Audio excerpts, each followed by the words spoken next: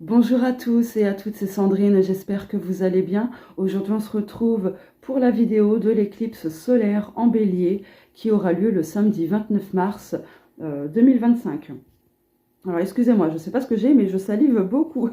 Donc, le message global pour tout le monde de cette éclipse solaire, c'est le karma en action.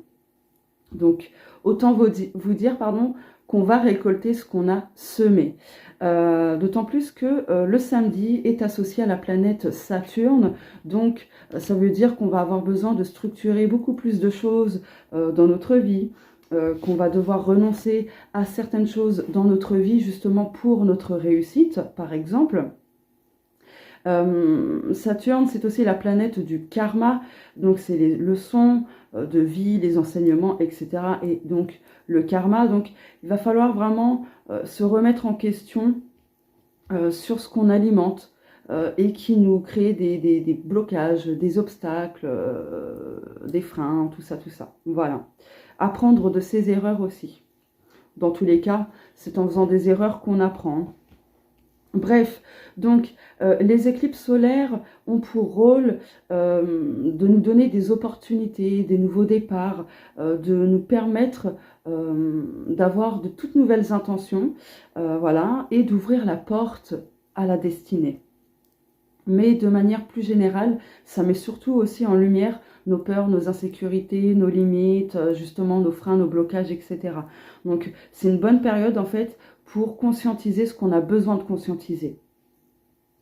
Globalement, il y a de la réussite dans le domaine professionnel, parce que là, la maison 10 est très dominante, si je puis dire. Encore une fois, je ne suis pas une experte, d'accord, ce sont mes propres interprétations, je ne suis qu'une passionnée d'astrologie.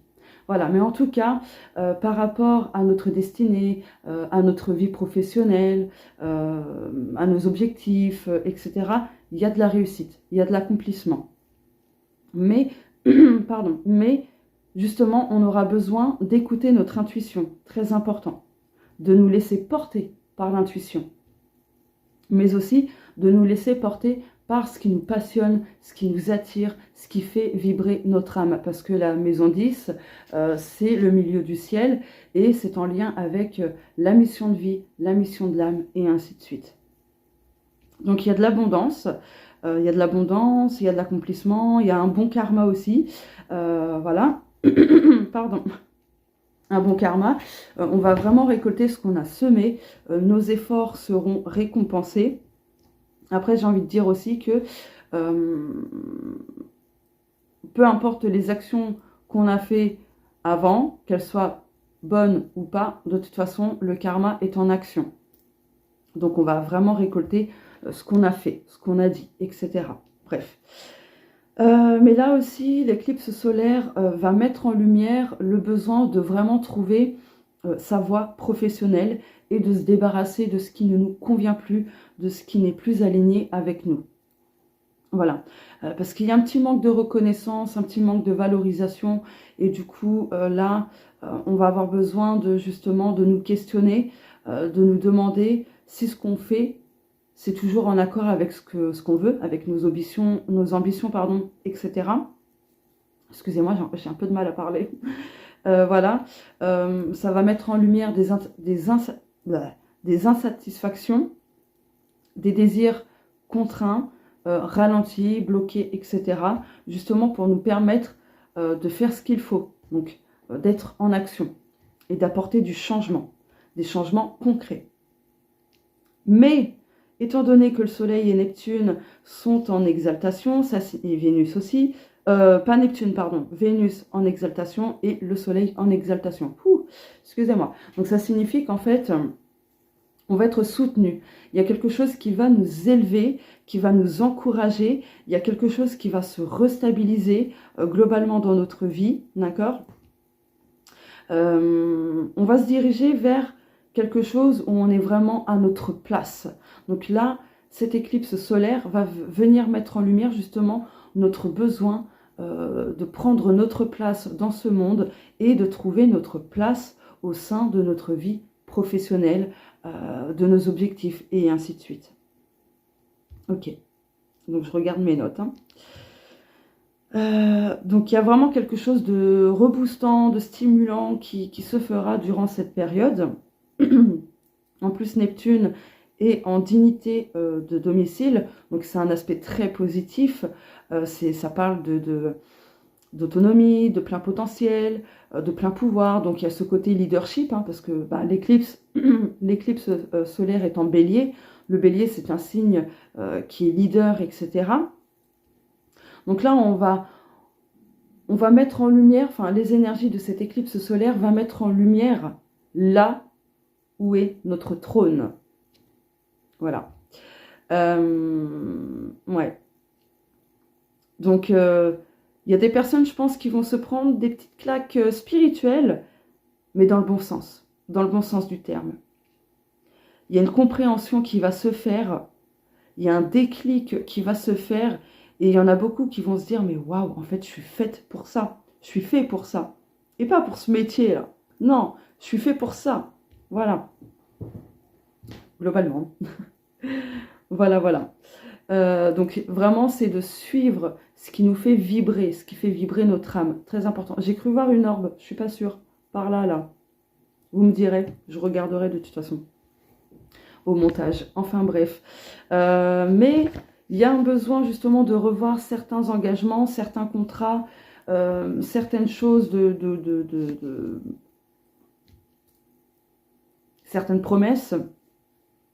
Est-ce que vous êtes toujours en accord avec ça? Est-ce que les accords que vous avez passés, les promesses, les engagements, etc., c'est toujours en accord avec vous-même? Parce qu'on évolue chaque jour.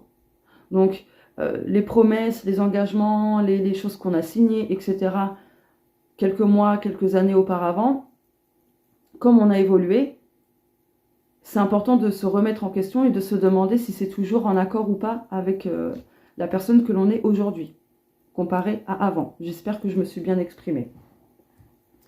Donc là, il y aura besoin de renoncer à certaines choses qui vraiment ne sont plus vibrants. Voilà, plus vibrants, qui ne nous permettent plus d'évoluer, etc. Ok. Il faudra lâcher certaines résistances, d'arrêter d'être dans l'entêtement, parce que vous avez tout en face de vous, les réponses sont face à vous, mais il y a encore des résistances, il y a encore un conflit intérieur, ouais, de la lutte. Vous luttez contre le changement, quel que soit le domaine concerné. Là, ça concerne surtout l'aspect professionnel, personnel, mais ça peut être un autre domaine, hein, bien sûr. Ça peut être le domaine sentimental, le domaine spirituel, le domaine du quotidien, peu importe. Hein. Voilà, donc, oula, c'est mon estomac, j'ai la dalle, ça commence. Donc en fait, en lâchant tout ça, ça va vous permettre de restabiliser des domaines de votre vie qui étaient instables, qui n'étaient pas épanouissants, etc. Voilà. Pour moi, il y a des prises de conscience, des choses inconscientes qui vont venir dans la conscience. Donc c'est génial. Excusez-moi. J'ai le hoquet maintenant. Donc il y a des choses qui remontent. Il y a des choses qui remontent. Ok. En tout cas, il y a cette notion de succès, de réussite, de victoire, quel que soit le domaine de votre vie, mais il y a cette notion-là. Ok. D'accord. Pour moi, il y a la fin d'un cycle aussi. Et le début d'un tout nouveau. Ok. Juste attention à votre ego, à votre mental, qui lui va tout faire pour vous laisser... Parce que là, en fait, on vous demande de sortir de votre zone de confort et de ne plus avoir peur de l'inconnu. Il y a des choses que vous voulez qui vous demandent en fait de sortir du connu. Voilà. Et justement, ne laissez pas votre ego, votre mental vous maintenir dans le connu. Parce que l'ego, lui, agit par protection. Ce qu'il ne connaît pas, ben, il n'aime pas trop. Mais justement, ça va être ça le petit défi de cette éclipse solaire. Mais je pense que vous réussirez. Voilà. Alors, est-ce que j'oublie des choses? Non, par contre, le karma en action, c'est vraiment le karma en action. Hein. Et je voulais dire un truc par rapport au karma, c'est qu'il y a beaucoup de personnes qui attendent le karma. Ouais, j'attends que la roue tourne, j'attends que le karma s'occupe de certaines personnes, par exemple. Plus vous êtes dans l'attente, plus vous attendrez. Attention à la loi de l'attraction, parce que Vénus en rétrogradation, c'est en lien aussi avec la loi de l'attraction.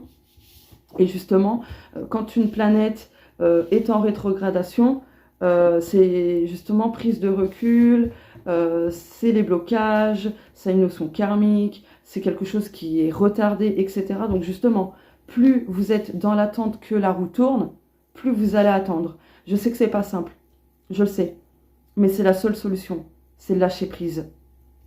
Vraiment. Plus vous serez dans cette attente-là, malheureusement, la roue aura du mal à tourner en votre faveur. Voilà. Tout simplement. Donc, est-ce que j'oublie rien? Ok. Non, je pense que c'est bon. Ok.